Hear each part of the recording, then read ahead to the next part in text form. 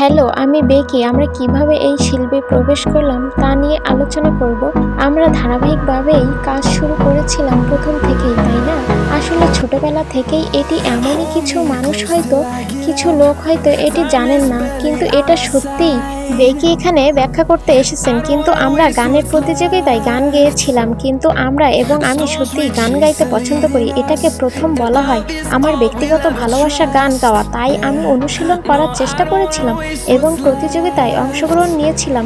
কিন্তু ব্যাপারটা এমন ছিল না, সেই সময় এটি হয়তো আমাদের জুটি ছিল না। আমরা আবার বিদেশে পড়াশোনা করতে যাব, আর তারপর বিদেশ যাওয়ার পর আমরা আবার ফিরে এলাম। বেক অনেক ভ্রমণ করেছে, তারপর অপ্রত্যাশিতভাবে টাইপ কস্টিউম এর জন্য একটি অভিনব ছিল। এটি ছিল সিরিজের দ্বিতীয় সিন।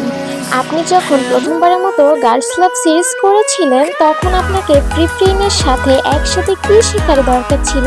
প্রকৃতপক্ষে পিপরিন এবং আমি একই মতামত ভাগ করিনি। আমরা এটি একটি গার্লস লাভ বিভাগ হিসেবে দেখিনি। আমরা একে অপরকে ভালোবাসার দুই ব্যক্তি সম্পর্কে একটি সিরিজ হিসেবে এটি দেখেছি। আমাদের নিজস্ব যাত্রা এবং আমাদের নিজস্ব গল্প আছে, এবং আমাদের কাজ ছিল শ্রোতাদের চরিত্রগুলির প্রেমে পড়তে। এবং আমি মনে করি আমরা গ্যাপ দ্য সিরিজের সঙ্গে যে সফল হয়েছি, কারণ সবাই সত্যি এটি পছন্দ করেছিল।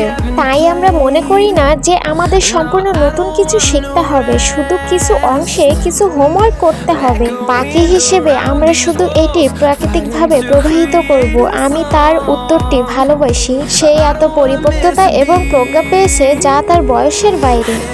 আমি খুব দুর্বল ছিলাম প্রায় 4 বছরের জন্য। এটা আমাকে সততার সাথে কাঁপিয়ে দিয়েছে। 4 বছর, সম্ভবত শুধুমাত্র গত বছর আমি যেতে শুরু করি। আমার গ্রহণ করতে হবে যে আপনি একটি পাবলিক ফিগার। আপনি স্পটলাইটে আছেন। কিছু মানুষ আছে যারা আপনাকে ভালোবাসে এবং কিছু মানুষ আছে যারা আপনাকে ঘৃণা করে। এমনকি আপনি নিজের সেরা সংরক্ষণ হলেও যারা আপনাকে ঘৃণা করে তারা হঠাৎ আপনাকে ভালোবাসবে না। আপনি কারো মন পরিবর্তন করতে পারবেন না, বরং শব্দ সত্যিই মানুষের হৃদয়ে থাকতে পারে।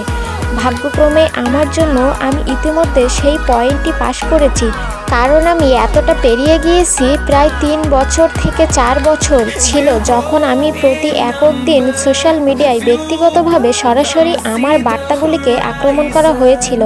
আমি এটার এত মুখোমুখি হয়েছি এবং এটি আজ আমাকে তৈরি করেছে। আমি এত গুজব নিয়েও কাজ করেছি। এটি প্রায় আমাকে সামনে এগিয়ে যাওয়ার বাধা দিয়েছে, কারণ এখনও আমি নিজের প্রতি সত্য থেকেছি একই দিন থেকে আজ পর্যন্ত। সুতরাং আমি আমার মতো জীবনযাপন করব সর্বদাই।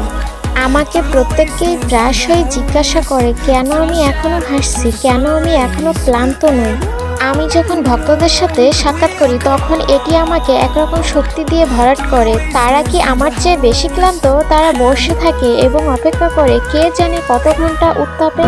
প্রচণ্ড জ্বর। আমি যতই অসুস্থ থাকি না কেন, আমাকে এখনও কাজে যেতে হয়। এমনকি যখন আমি হাসপাতালে থাকি তখনও সকালে কাজে যাওয়ার জন্য গ্লাভ খুলে ফেলি এবং সন্ধ্যায় ফিরে আসি। এটি নতুন, কারণ এটি কেবল আমার সম্পর্কে নয়, পুরো দলের একসাথে। আমি একা ছাড়া সবকিছু ভেঙে পড়ে। টিম এ তোমার জন্য প্রস্তুত। এটা এমন নয় যে একটা বাচ্চা ভেঙে পড়বে। আমাদের একসাথে এই পরিস্থিতির মধ্য দিয়ে যেতে হবে। আমার শরীর যতটা সম্ভব লড়াই করবে, কিন্তু উত্তেজনা প্রবল। আমি এটা সম্পূর্ণ করবই।